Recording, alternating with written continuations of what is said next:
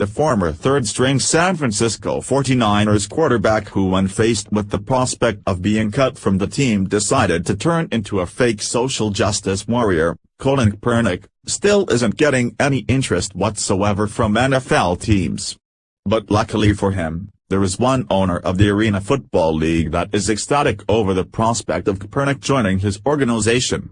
Rapper Jim Jones, who recently became part owner of the AFL's Richmond Roughriders, is offering the failed quarterback a job that is more to his playing style and greatness.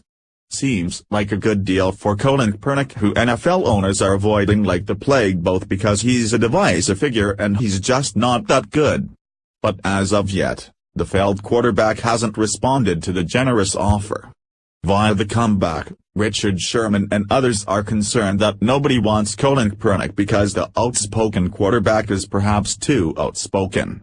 He quietly protested the national anthem by taking a knee when it was played before games in 2016, and now there's a belief that teams don't want that kind of First Amendment exercising in their locker rooms. I can't provide any more proof that teams aren't blackballing Kaepernick than Sherman can that teams are blackballing him. But I do think history indicates that Kaepernick's on-field performance has more to do with his lack of employment opportunities than anything else. Here are the reasons why. 1. Kaepernick isn't a good NFL quarterback, never really was, although he did take the league by storm, a la Robert Griffin III, early in his career. That was back when defensive coordinators and personnel were still shocked by such uniquely athletic quarterbacks and hadn't yet figured out how to stop them. Then they did, and Kaepernick was exposed. Once the league caught up to him, it became obvious that Kaepernick doesn't know how to hit secondary reads or even consistently manage an NFL offense under center. He misses too many easy passes and bails far too early on promising plays. In his last 4 seasons, Kaepernick has completed fewer than 60% of his passes, averaging just 7.1 yards per attempt.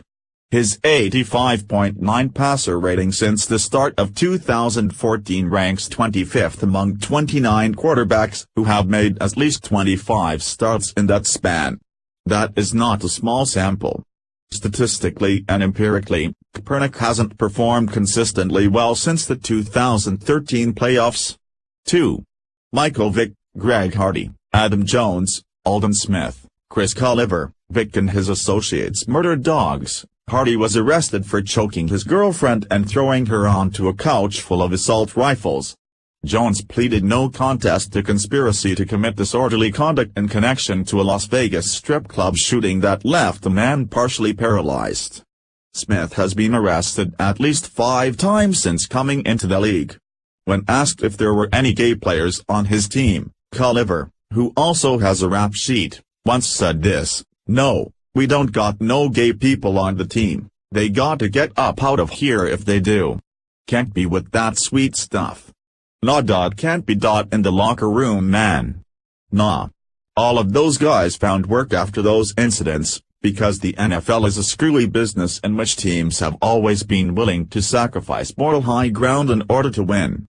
And the better you are, the more likely you are to gain a second, third, fourth, fifth chance.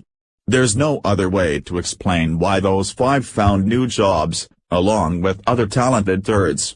You know, guys like Michael Floyd, Ahmad Brooks, Ray McDonald, Adrian Peterson, Rolando McLean, Albert Ainsworth, Parrish Cox, Kenny Britt, Akib Talib, Ray Maluga, Brandon Marshall, Terrell Suggs, Joey Porter, Randy Starks, Frosty Rucker, Santonio Holmes, Kevin Williams, Nick Harper, Tank Williams, Michael Pittman, Mohsen Mohammed, Corey Dillon, Rod Smith and Ray Lewis.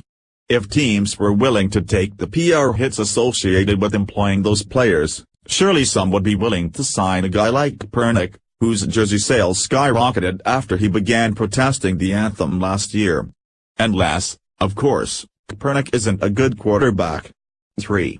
He probably thinks he's a good quarterback. I know, Edge Manuel, Kellen Moore, Mark Sanchez, Zach Mettenberger, Brian Hoyer, Nick Foles, Colt McCoy, Josh McCown, Nate Barkley, Brandon Whedon, Scott Tolzien and Ryan Mallett all have jobs, and none of those guys are very good.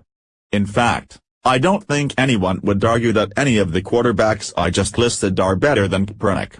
But that doesn't mean much, because none are viewed as starters, none are paid as starters, and none pretend to be starters.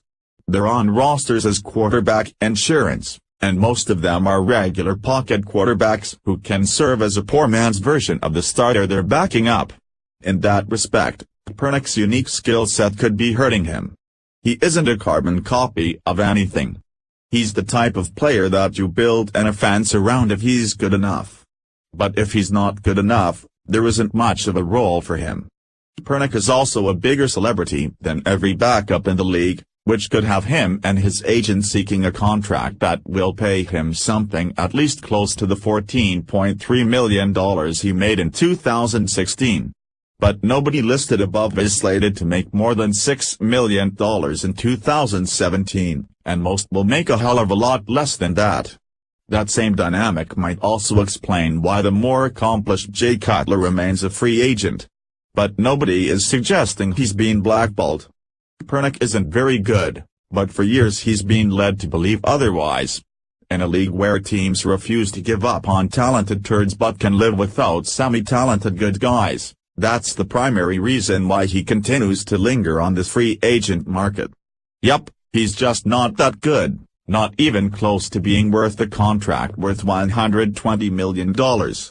Rather than the NFL promoting their players as social justice warriors who give a crap about anything other than themselves and their own pocketbooks, the NFL should have put a stop to all this malarkey right from the beginning, when Colin Kaepernick first decided, with the encouragement from his girlfriend, who has deep ties to Islam, that it was a great idea to kneel during the national anthem in order to deflect from the fact that he's just a poor player and was on the cusp of being cut from the 49ers organization after given a $120 million contract.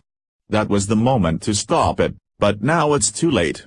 Now it seems like the NFL is just asking us fans to stay away.